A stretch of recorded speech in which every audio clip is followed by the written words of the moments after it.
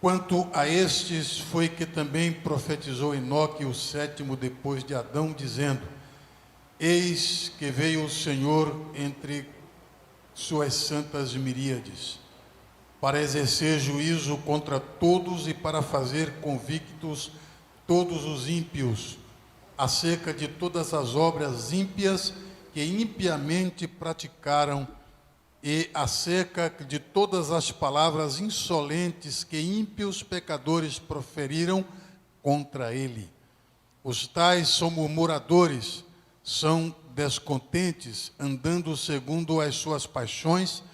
A sua boca vive propalando grandes arrogâncias, são aduladores dos outros por motivos interesseiros.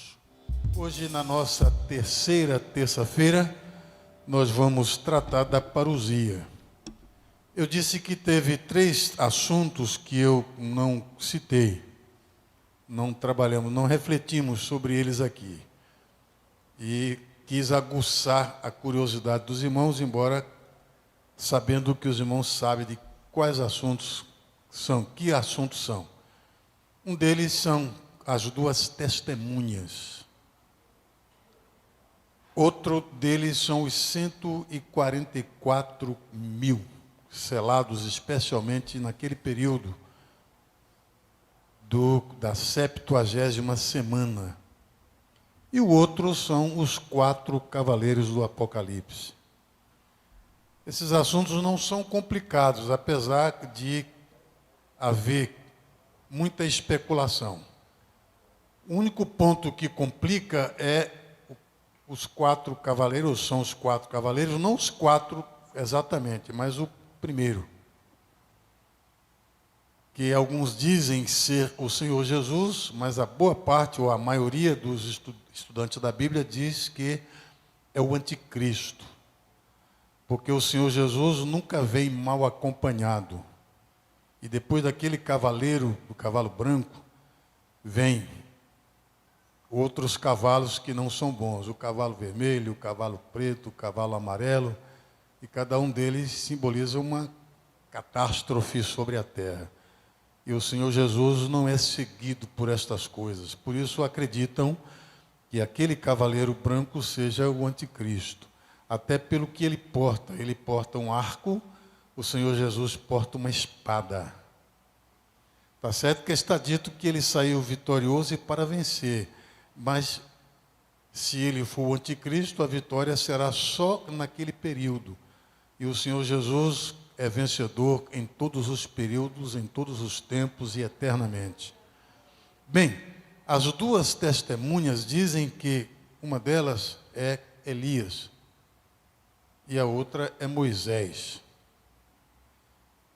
A gente acha difícil ser Elias e Moisés. Elias até se admite, porque Elias não morreu. E dessas testemunhas está dito que elas morrerão. E seus corpos serão expostos. Depois eles ressuscitarão. Ora, Moisés já morreu. Elias não morreu, tudo bem, mas Moisés morreu. Poderia ser Enoque, que também foi trasladado e não provou a morte. O fato é que nós não sabemos quem são essas 2 testemunhas. Só sabemos que serão pessoas humanas que durante a 70ª semana estarão aqui na terra. Eles terão poder para fechar os céus, para descer fogo dos céus, e eles vão se contrapor a todas as obras do anticristo nesse período. Mas o ministério dele vai durar pouco tempo. Quanto às 144 ou 144 mil assinalados, não há por que tergiversar ou por que especular, porque a Bíblia é clara, são judeus, de cada tribo, 12 mil. Das 12 tribos, 144 mil judeus serão especialmente escolhidos e assinalados naquele período da 70ª semana. Então, não há complicação quanto a isso. Bem, mas como esse tempo já passou, eu digo na perspectiva da nossa reflexão aqui. O próximo evento a acontecer escatologicamente é o arrebatamento da igreja.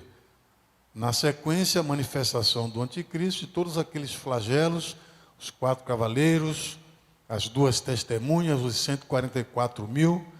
E logo na sequência vem, quando terminar aquele período de 7 anos, ou a semana de número 70, aí acontece a parousia, como nós acabamos de ler. Eis que é vindo o Senhor com os milhares dos seus santos, ou de seus santos. Então vamos lá.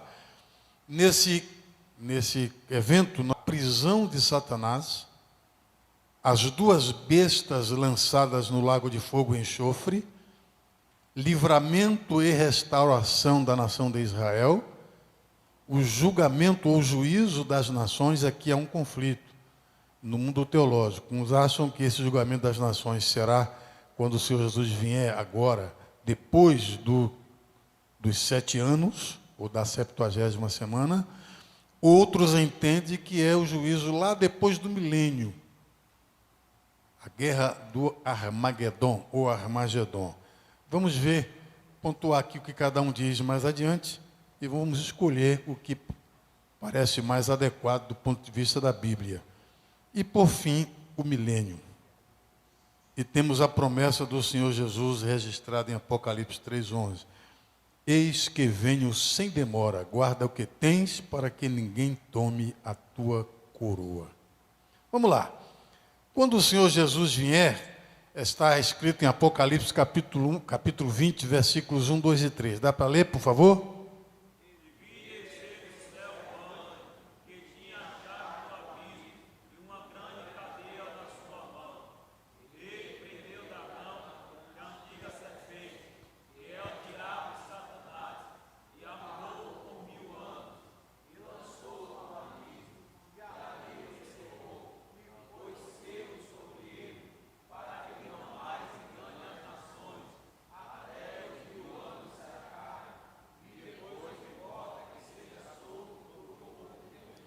Pronto, eu vou ler porque o pessoal que está lá do outro lado da tela pode não ter ouvido vocês, embora os versículos estejam expostos na tela. E vi descer do céu um anjo que tinha a chave do abismo e uma grande cadeia na sua mão. Ele prendeu o dragão, a antiga serpente, que é o diabo e Satanás, e amarrou-o por 1000 anos. E lançou-o no abismo, e ali o encerrou. E pôs selo sobre ele, para que não mais engane as nações, até que os 1000 anos se acabem. E depois importa que seja solto por um pouco de tempo. Observem que o Senhor Jesus vem com os milhares dos seus santos, aí estamos inclusos, a igreja está incluída aí, está inclusa, e os anjos. E o Senhor Jesus não vai dar ousadia ao maligno, é um anjo. O Senhor Jesus dará ordem a um anjo, o anjo virá com uma cadeia nas suas mãos, aprisionará Satanás e ele vai ser lançado no fundo do abismo. O abismo é aquele que o Senhor Jesus disse que separava o Hades do seio de Abraão. Lembra da história do rico e de Lázaro? Os 2 morreram e foram sepultados. Lázaro foi levado para o seio de Abraão e o rico foi sepultado. E estando o rico no Hades, ergueu os seus olhos e viu Lázaro. Então eles estavam praticamente no mesmo nível, separados por um abismo. No próximo encontro, se Deus quiser, vamos detalhar mais isso. Quando o Senhor Jesus ressuscitou, levou o seio de Abraão para o 3º céu. Nós vamos pontuar isso na Bíblia no próximo encontro, se Deus quiser. Mas até ali, o seio de Abraão, que é também o paraíso, estava no mesmo nível do inferno, ou do Hades, separado por um abismo. Ninguém podia passar de um lado para outro, disse o Senhor Jesus. Acreditamos que é nesse abismo que o diabo vai ficar preso, para não mais se enganar as nações por 1000 anos. Durante o milênio, quando o Senhor Jesus vai reinar em toda a terra. As 2 bestas vão ser lançadas no lago de fogo e enxofre. Elas já vão começar a pena a partir daí, que é o anticristo e o falso profeta, como nós já vimos. Apocalipse capítulo 19, versículo 20. E a besta foi presa, e com ela o falso profeta, que diante dela fizera os sinais, com que enganou os que receberam o sinal da besta e adoraram a sua imagem. Estes foram lançados vivos no lago de fogo e enxofre, do lago de fogo que arde com enxofre. É assim que está o texto, está escrito no texto. O Senhor Jesus que está vindo com a igreja e com os anjos, um anjo é mandado para prender Satanás, Satanás é lançado no abismo, preso. Agora, a besta, o falso profeta, a besta que subiu do mar, a besta que subiu da terra, a que subiu do mar é o anticristo, a que subiu da terra é o falso profeta, é um líder religioso, a que subiu do mar é um líder político. Vão mandar fazer uma imagem, como nós já vimos, tudo isso sob o poder de Satanás. E vai se exigir que se adore a imagem, como também as duas bestas. E vão obrigar a colocação de um sinal na mão ou na testa, para ninguém poder comprar se não tiver o sinal, ou vender. Mas aí essas bestas serão lançadas quando o Senhor Jesus vier no lago que arde com enxofre, lago de fogo que arde com enxofre. E na sequência haverá o livramento e restauração de Israel. Quando, sob a ordem do Senhor Jesus, Satanás for preso e lançado no abismo, o falso profeta e o anticristo forem lançados no lago de fogo e enxofre, Israel estará livre de suas ameaças. As nações estarão cercando Israel sob o comando dessa tríade maligna. Não vou nem chamar de trindade, né, porque não é mesmo, é uma tríade sim, mas não do bem, é do mal. E naquele momento, Israel vai se ver em grande aperto, em grande aflição. Mas é aí que acontecerá o que está em Zacarias capítulo 12, versículo 10. Mas sobre a casa de Davi e sobre os habitantes de Jerusalém, derramarei o espírito de graça e de súplicas. Quando Deus fizer isso, eles vão clamar com todas as forças da alma: Senhor, socorre-nos, envia-nos agora o Messias. E então, quando o Senhor Jesus aparece nos céus, e eles olharão para mim, a quem traspassaram, e pranteá-lo-ão sobre ele, como quem pranteia pelo Filho unigênito, e chorarão amargamente por ele, como se chora amargamente pelo primogênito. Aí eles, antes disso acontecer, muitos judeus, inclusive aqueles que foram assinalados, os 144 mil que foram assinalados, reconhecerão que o Jesus em quem cremos e a quem pregamos hoje é o Messias. Mas aqueles que chegarem até lá, muitos deles não terão crido ainda. Mas quando Deus derramar sobre ele o espírito de súplica e de graça, eles clamarão. Aí o Senhor Jesus aparece, eles então vão reconhecer: este é o Messias, é este que os cristãos falaram tanto e nós não cremos. Este é o Messias. E vão chorar, vão lamentar, mas vão ser restaurados, vão ser perdoados, vão ser restaurados nesse tempo. Isaías capítulo 49, versículo 8, vamos ler?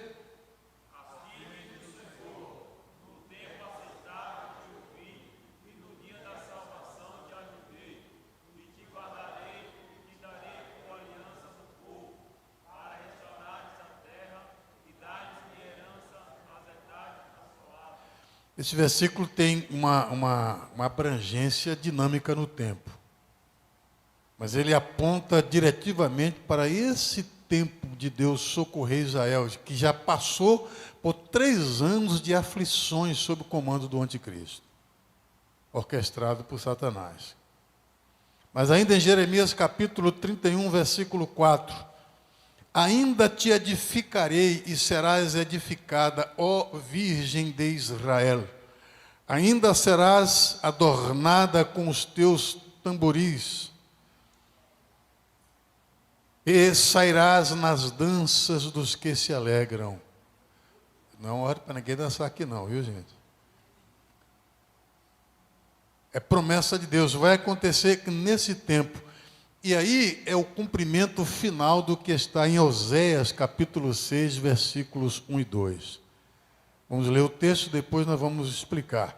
Vinde e tornemos ao Senhor, porque Ele despedaçou e nos sarará. Feriu e nos atará a ferida. Depois de 2 dias nos dará a vida.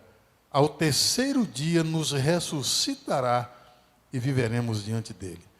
Esse texto fala das 2 restaurações de Israel. A primeira é a restauração nacional, que começou a acontecer em maio de 1948, cumprindo uma profecia dada por intermédio de Isaías. A restauração de Israel, que se deu debaixo de grandes dores, quando os nazistas mataram mais de 6 milhões de judeus, e que perpetrou uma perseguição feroz, inominável contra os judeus naquele tempo. E foi em maio de 1948 que a ONU reconheceu Israel como nação e definiu aquele território lá. Eles queriam que antes fosse na África, mas acabou sendo aquele território, e que é o território que Deus deu a Israel, como a terra dos judeus, dos israelitas.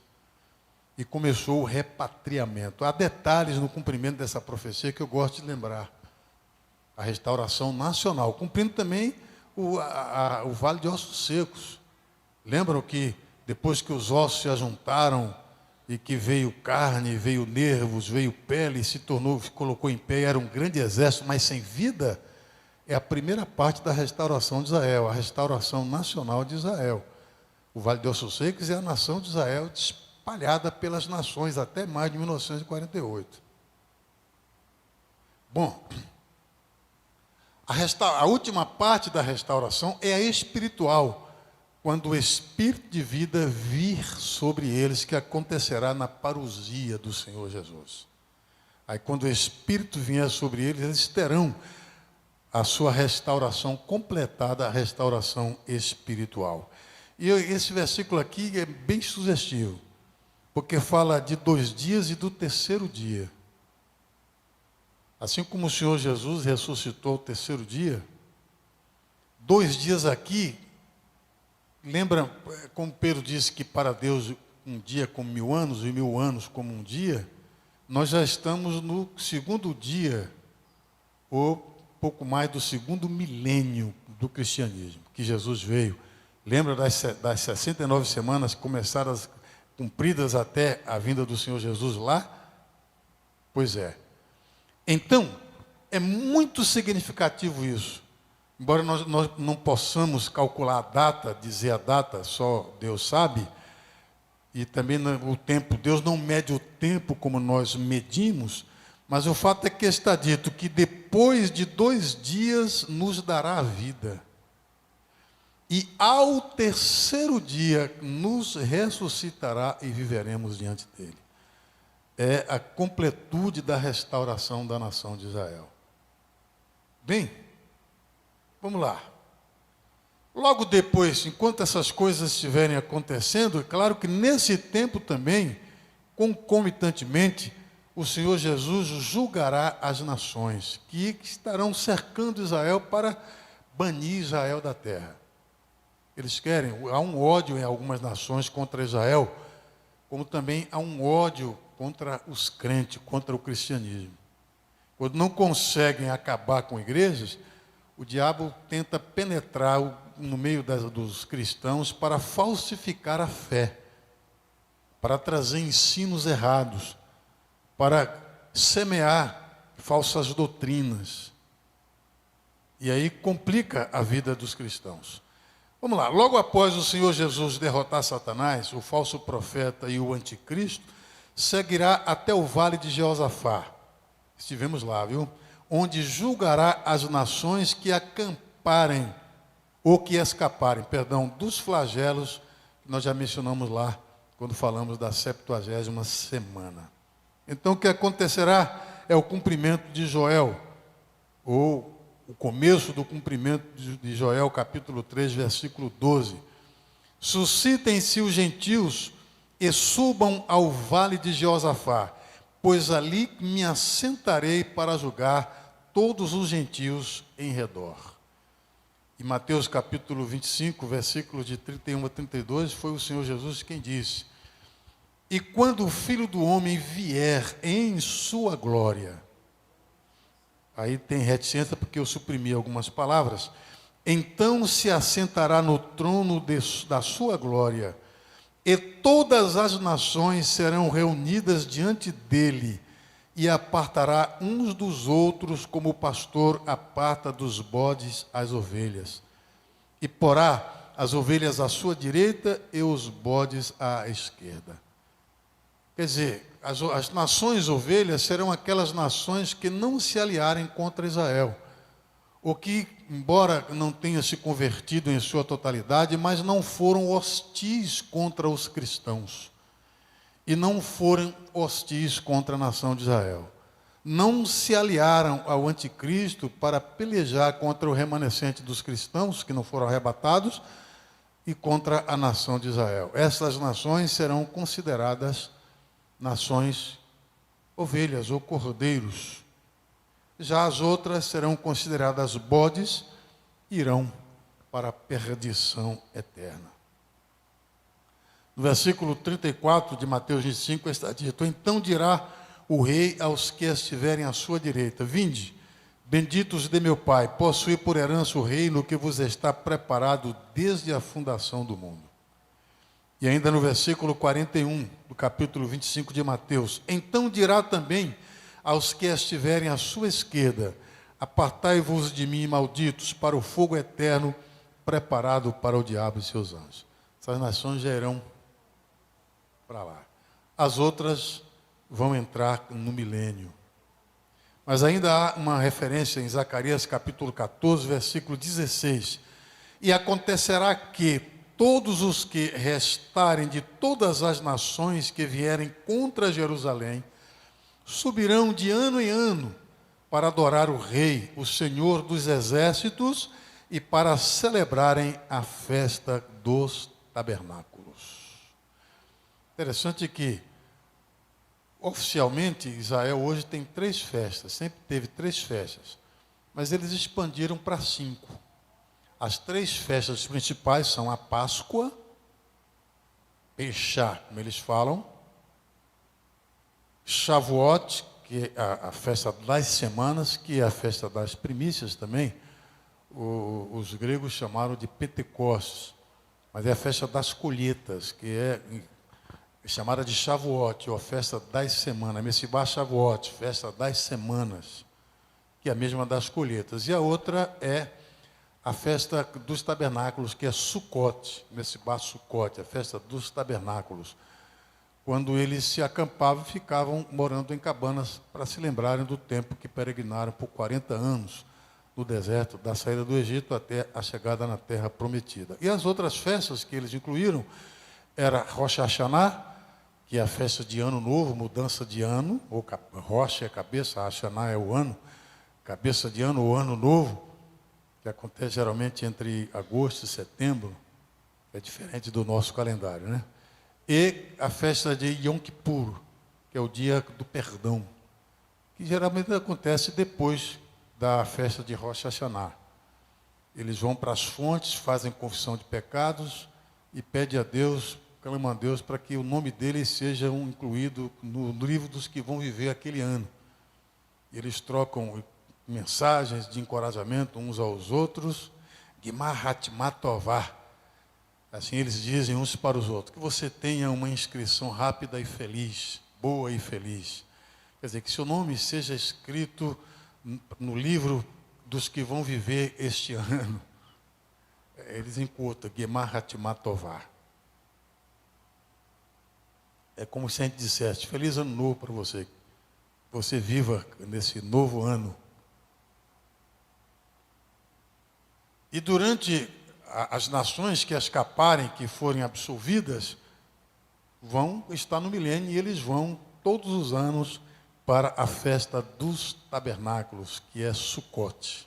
É a única festa que vai acontecer durante o milênio. Bem, aí vem o milênio. Após Israel ter sido restaurado, as nações julgadas e a terra restaurada, o Senhor Jesus tomará o governo que lhe pertence sobre todas as nações. Está em Apocalipse capítulo 20, versículo 4. E vi tronos, e assentaram-se sobre eles, e foi-lhes dado o poder de julgar. E vi as almas daqueles que foram degolados pelo testemunho de Jesus e pela palavra de Deus, e que não adoraram a besta nem a sua imagem, e não receberam o sinal em suas testas, nem em suas mãos, e viveram, e, completem, reinaram com Cristo durante 1000 anos. Este reino será aqui na terra. Não haverá mais a influência de Satanás. Vamos ver as características deste reino. Primeiro, o caráter dele é um reino de 1000 anos. Nesse período, o Senhor Jesus vai ser o rei de toda a terra. E alguns crentes, salvos, redimidos, serão rei de outras nações. Está escrito em Apocalipse que Deus, em Cristo, nos fez reis e sacerdotes. Tem tradução que fala um reino de sacerdotes, mas os mais radicais dizem que é reis e sacerdotes. Caráter do reino, ou característica do reino. Primeiro, a justiça. Agora, como Deus governará toda a terra por meio do Senhor Jesus, os homens saberão o que é justiça de verdade. Isaías capítulo 32, versículo 1, está prometido: eis que reinará um rei com justiça, e dominarão os príncipes segundo o juízo. São os príncipes que com o Senhor Jesus reinarão sobre toda a terra. Os crentes. Claro que nem todos serão reis, mas alguns sim. Vamos ainda. Zacarias capítulo 14, versículo 17. Dá para ler?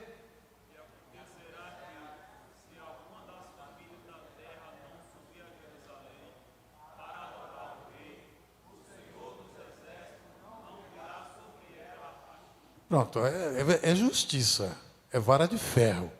Ou você cumpre ou assume imediatamente as consequências da desobediência. Hoje, às vezes, Deus posterga a punição para dar tempo do pecador se arrepender. O pecador procrastina, aproveita de Deus esse longânimo, e aí, não, eu vou ter outra oportunidade, vou ter amanhã, e morre, vai para o inferno. Naquele dia, se não obedecer, Deus começa a punir, não vai ter chuva. Só naquele pedaço dele, que cada um terá a sua própria videira. Vamos ver isso mais adiante. A terra se encherá do conhecimento de Deus. Não haverá mais pregadores nem profetas nesse tempo. Todos poderão ir a Jerusalém e ver Jesus. Isaías 11:9, dá para ler?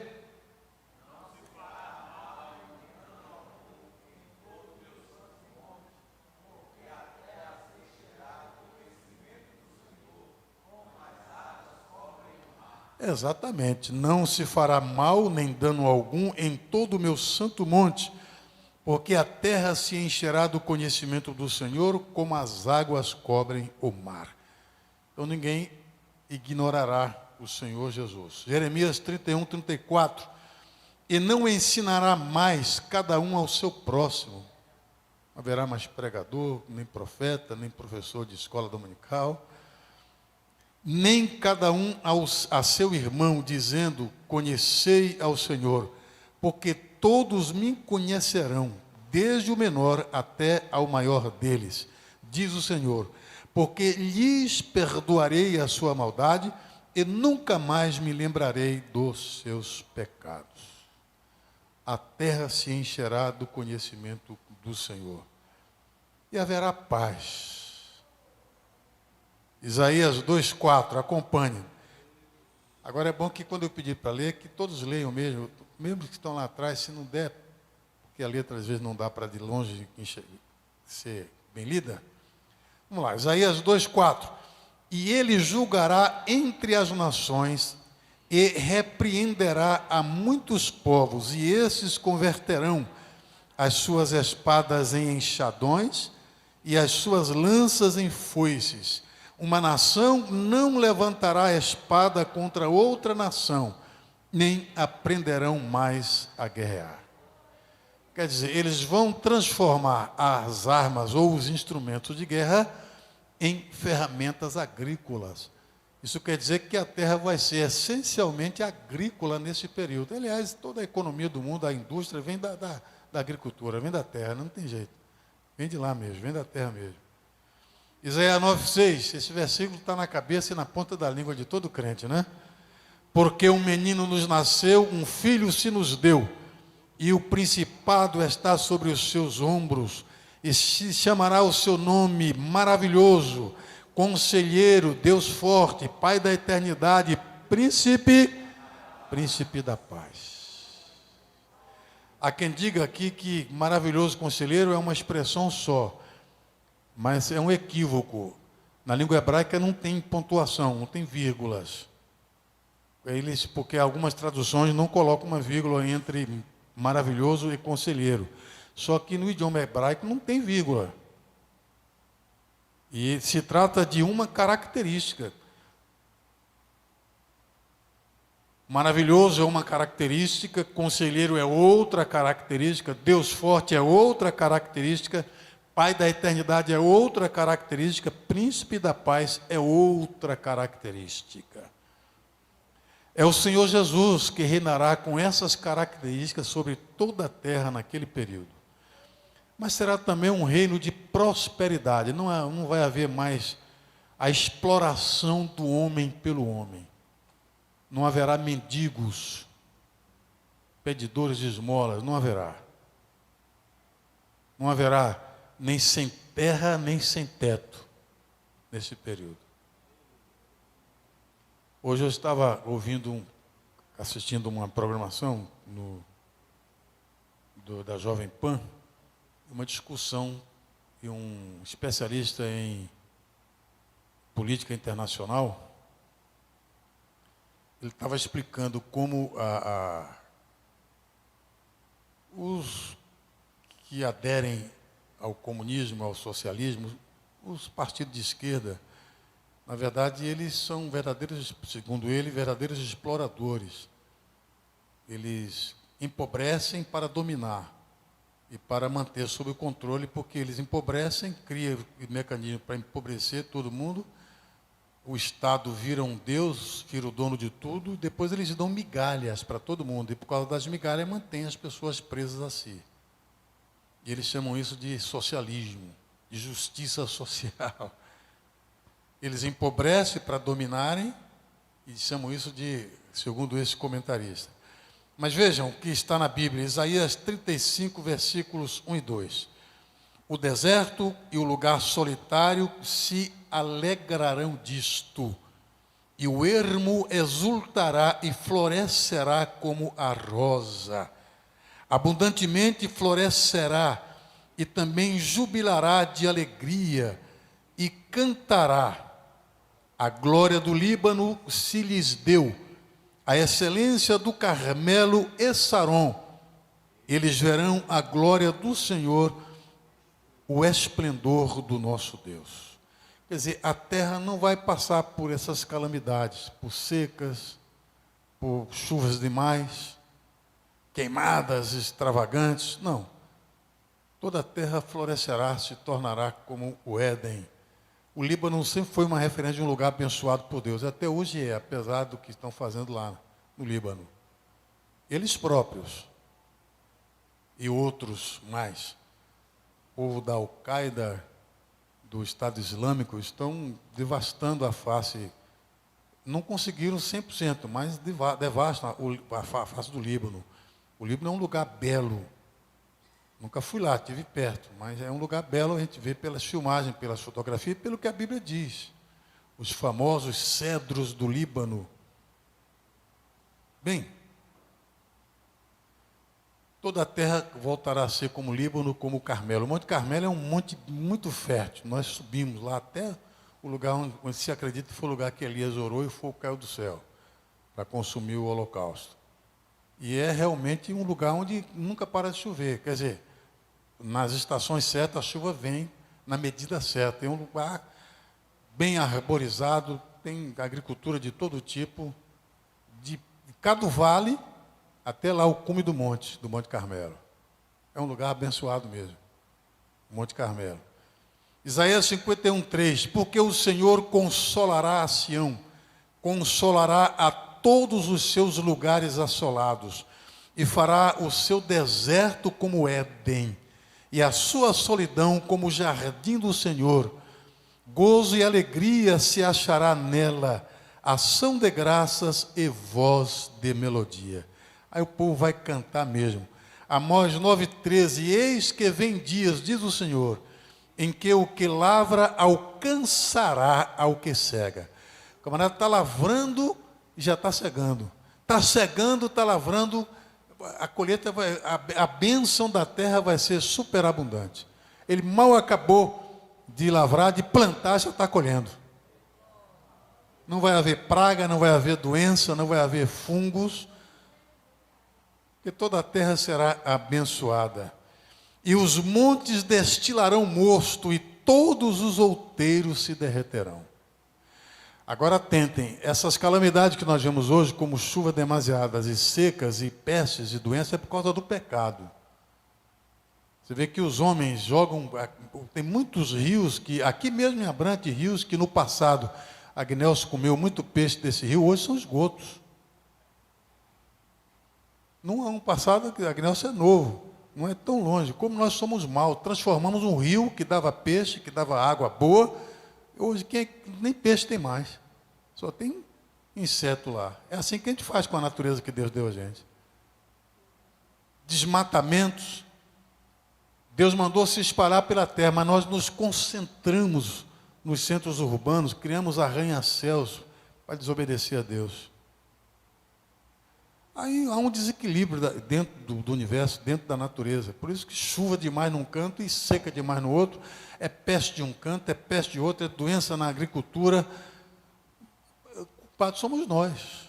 E não deixa de ser também uma resposta de Deus através da natureza. Paulo disse na carta aos Romanos que do céu se manifesta a ira de Deus sobre os filhos da desobediência. Diz Paulo que a natureza geme e reage contra a perversidade do ser humano. Haverá também longevidade, como nós temos dito aqui, Isaías 65:20, não haverá mais nela criança de poucos dias, nem velho que não cumpra os seus dias, porque o menino morrerá de 100 anos, tem tradução que fala o mancebo, de 100 anos, 100 anos é menino ainda, é mancebo. Porém, o pecador de 100 anos, é pecador, mas chegou a 100 anos, será amaldiçoado. E a maldição não é leve não, viu? Ele vai apodrecer sua carne, ele em pé, sua carne vai sair dos seus ossos podres, se ele for pecador, impenitente, se ele não quiser se arrepender e se converter. E vai ser um reino universal. Zacarias 14:9 está dito, e o Senhor será... Vamos repetir essa parte? 1, 2, 3. Quem é o Senhor? Jesus, ele será o rei sobre toda a terra. Naquele dia, um será o Senhor. Hoje existem muitos senhores, mas naquele dia só haverá um. E um será o seu nome. Que nome é esse? Jesus, o Filho do Deus vivo.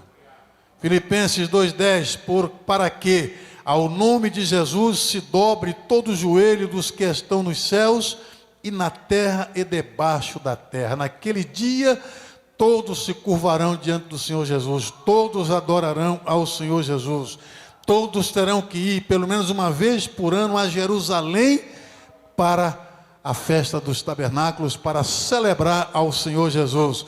E nós, a igreja, estaremos lá, ao lado do Senhor Jesus, contemplando as multidões que irão celebrar o Senhor e adorá-lo. E nós, junto com essas nações, também adoraremos ao Senhor. E o nosso cântico vai superar o deles, porque nós já estaremos em corpos imortais, gloriosos, incorruptíveis. Então o nosso cântico, o nosso louvor vai ser ultra perfeito. Hã? O milênio, irmãos, encerrará, vai terminar com a soltura de Satanás. Quando terminar o ano, Satanás vai ser solto para a batalha final. Essa é que eu particularmente chamo de batalha de Armagedon. Ele vai sair da prisão, Apocalipse capítulo 20, versículos 7, 8 e 9. E acabando-se os 1000 anos, Satanás será solto da sua prisão e sairá a enganar as nações que estão sobre os 4 cantos da terra, Gog e Magog, cujo número é como a areia do mar. As nações, nesse tempo, a morte, haverá longevidade nesse tempo, pouca gente vai morrer, e vai se multiplicar, as pessoas serão saudáveis, não haverá estéreis, nem mulheres, nem homens. A igreja estará como os anjos. É os que escaparem da grande tribulação e não forem condenados no juízo das nações, e entrarem no milênio. Eles vão se multiplicar e vão se tornar como areia do mar. E Satanás vai conseguir ainda juntar muitas dessas nações para a batalha contra os santos, contra o Senhor Jesus e contra os santos. Só que agora não vai ser mais como na grande tribulação. Na grande tribulação foi permitido que ele fizesse guerra aos santos e os vencesse, mas agora não. Está dito no versículo 9, subiram sobre a largura da terra, quer dizer, vai encher a terra. Participaram do milênio, viram a bondade de Deus, a prosperidade, a paz, a vida longa. Ninguém precisou ser explorado por ninguém, ninguém passou fome, ninguém adoeceu, mas ainda vão se unir a Satanás para fazer guerra contra os santos. Como é que pode um negócio desse? Dá para entender isso? Não dá.